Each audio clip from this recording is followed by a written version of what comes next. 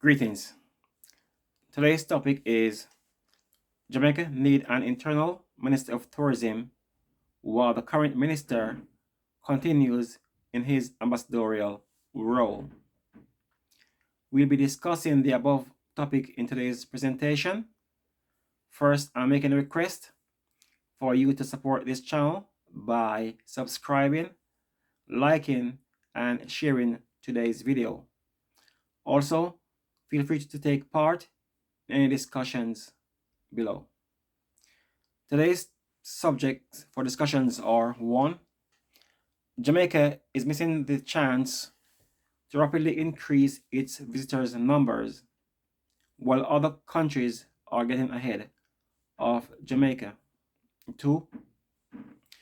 Jamaica need an internal minister of tourism whose main focus is to develop the tourism industry in all 14 parishes of Jamaica. 3. The government need to break the monopoly that some airlines have on Jamaica, keeping flights only tickets artificially high. And 4.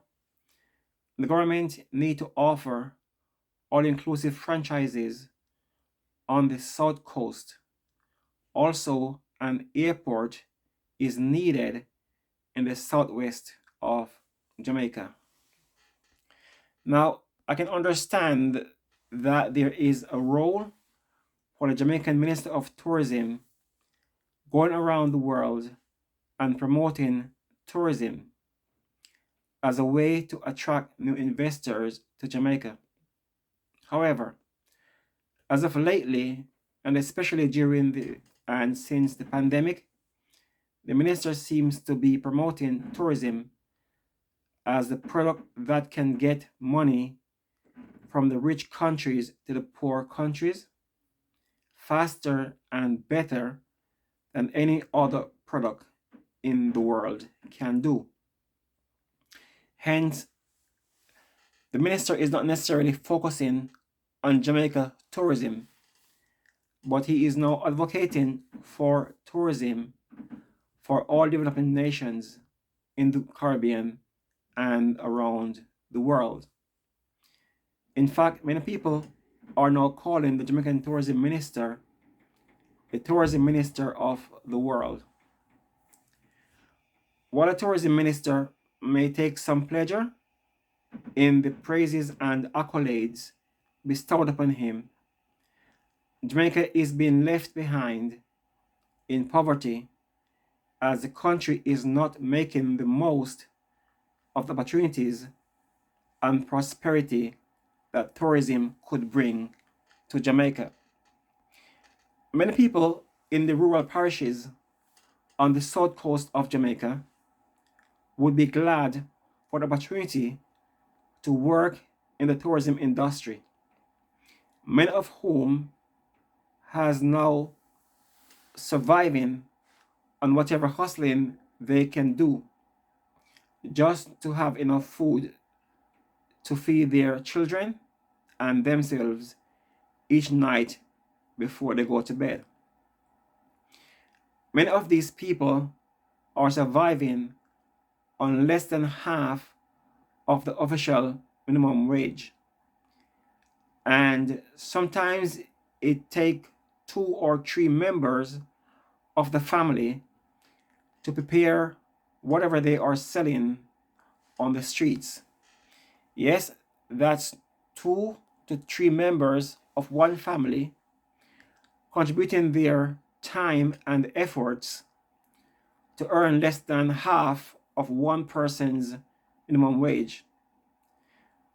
The government may think that all these people need to do is to leave their communities and find work elsewhere. For example, people should leave St. Elizabeth or rural Manchester or southern Westmoreland, then get a job in Montego Bay or Ocho Hotel Industries, etc.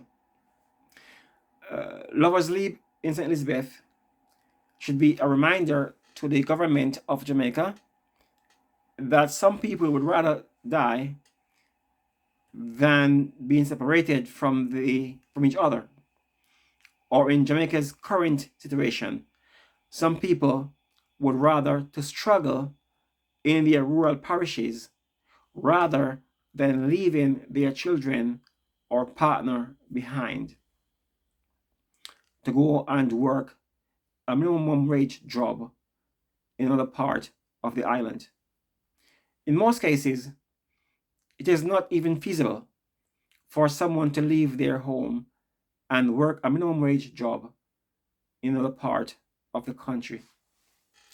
What would be feasible for the poor folks living in rural Jamaica is if they could take a 30 minutes or less taxi drive to their place of work, then take a taxi back home after work each day.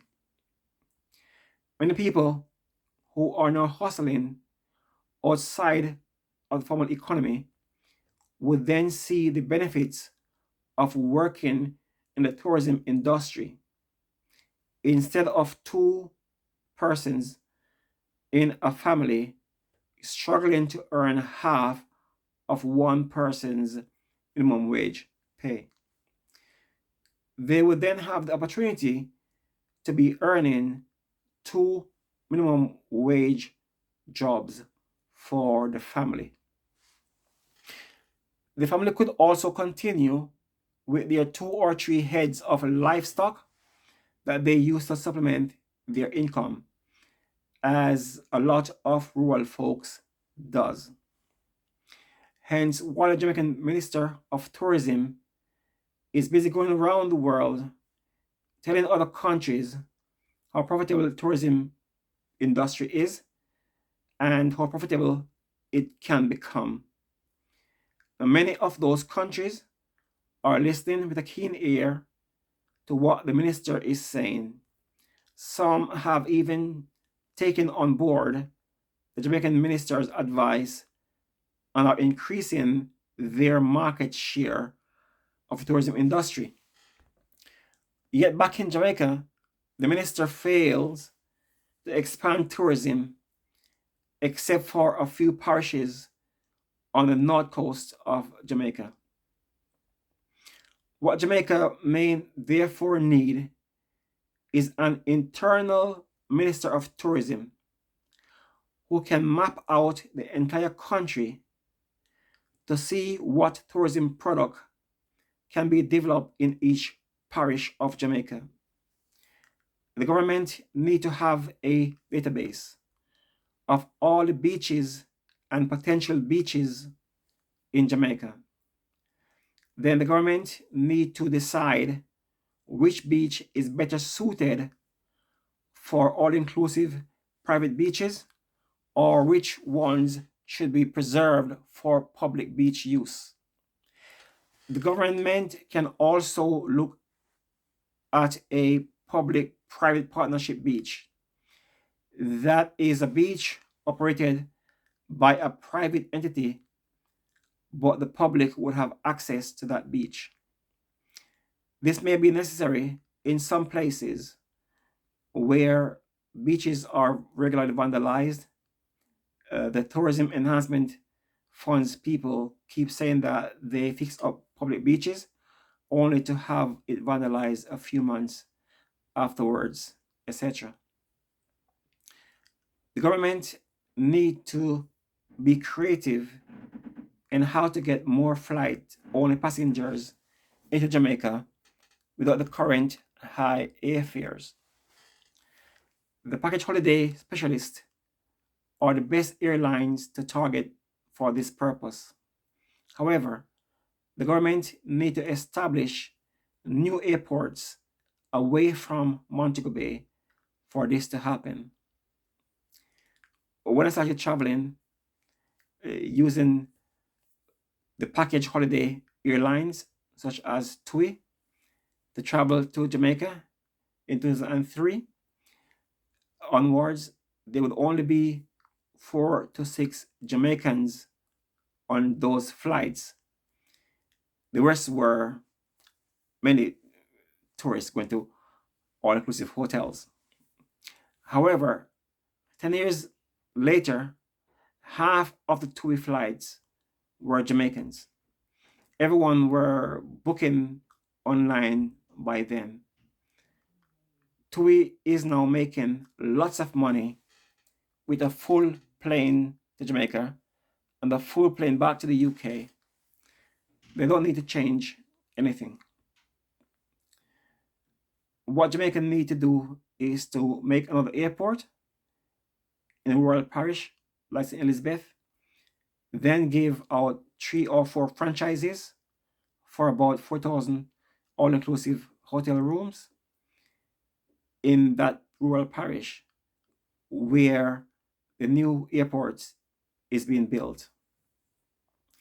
Then as soon as the new airport start to approach the 1 million visitors per year mark, the government would need to build another airport and do the same again.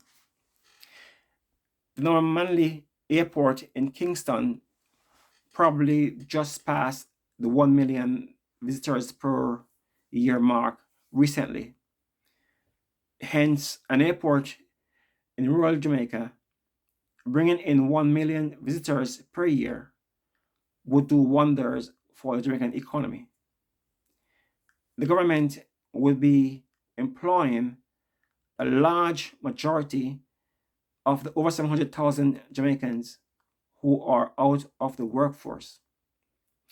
Those who are not willing to leave their communities to take up minimum wage jobs halfway around the country. They will now find employment within half an hour drive from their homes. Some, of course, will be much nearer than that from the hotel where they work. The idea behind the all-inclusive hotels and the airlines working together is that it is the Europeans who are buying up most of the hotel franchises in Jamaica. It is also the Europeans that owns the airlines. The hotel owners will get the airlines to go to the new airports. At first, the airplanes to the new destinations may only have 60% or 70% of their seats occupied with the package holiday visitors as TUI used to have. However, once they put the empty seats online for sale, the flight-only visitors will sum up those bargain tickets very quickly, resulting in more people visiting Jamaica. It's very hard to get these flight-only tickets these days. They are not available at a reasonable price as they used to 10 or 15 years ago. Since every million visitors to Jamaica is adding US $1 billion to the Jamaican economy, the government should keep adding airports until the country has at least 7 fully developed international airports with runways long enough that it can land any plane from anywhere around the world. Thanks for watching this video. To support this channel, please share and subscribe and leave your comments below. God bless you. God bless our Prime Minister and the Jamaican Parliament. And God bless Jamaica. Until my next video, peace.